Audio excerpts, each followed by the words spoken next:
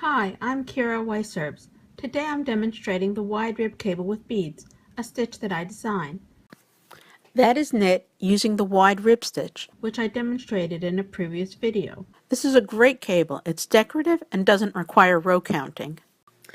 Each cable requires 3 rows of wide rib stitches. In this example, I'm adding cables to even numbered triplets. To make it easier to cross the loops on the first row of wide rib stitches, add additional yarn by double looping every 6th peg on the back rake. I've added peg markers to help remind me which pegs need to be double looped.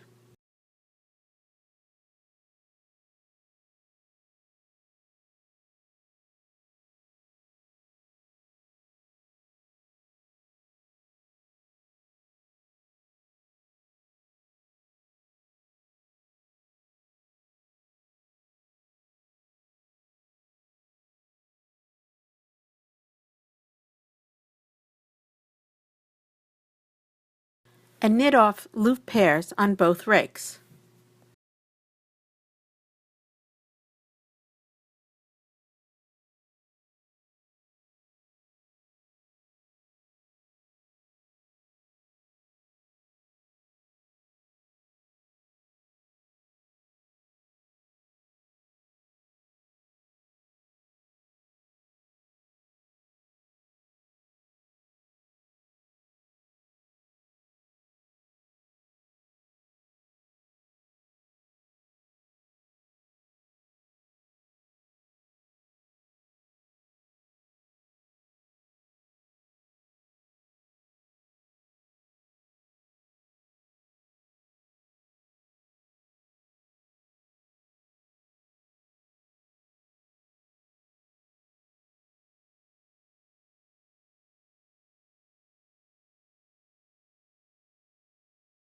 After each row of stitches, push the yarn down to the bottom of the rake and pull the fabric between the rakes to form even stitches.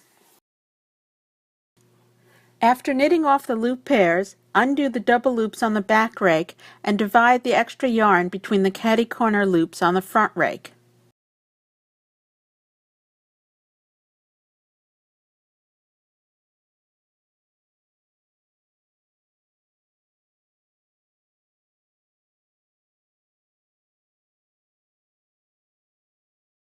Next, form a 1-3 rake cross.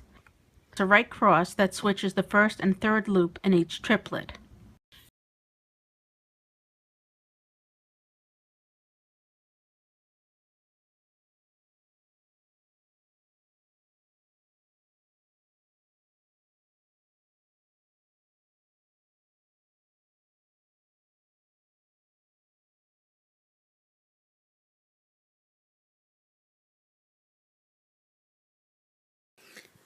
After each row of stitches, beads, or crosses, pull the fabric between the rakes to form even stitches. Before adding beads to loops, move the loops to the top of each peg to prevent overstretching the loops. When adding a bead. For this method, you'll need dental floss, 2 sewing needles with narrow eyes, and seed bead. To begin, tie the floss through 2 needles, and then knot the floss. Remove the peg from the loop and thread the loop with the needle.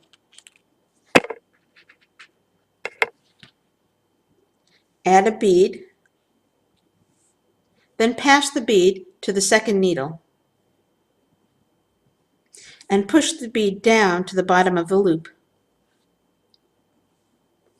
Remove the floss. After adding beads, push the yarn between the rakes and pull on the yarn to form even stitches.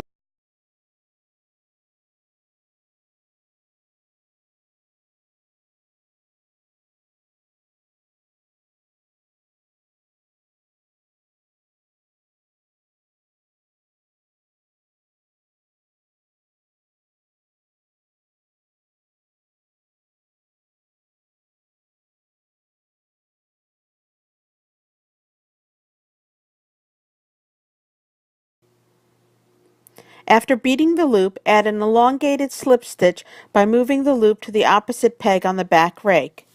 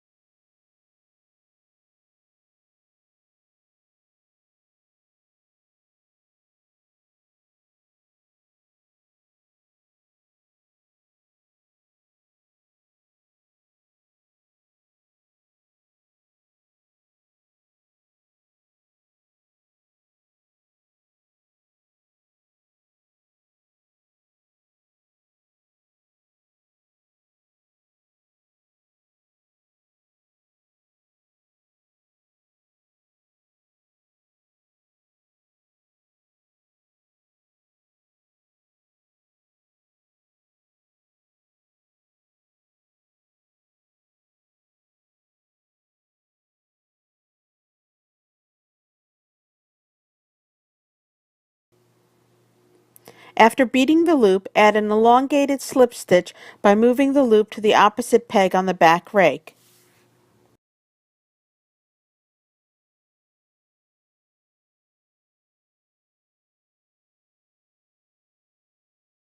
Complete each cable by knitting 2 more rows of wide rib stitches.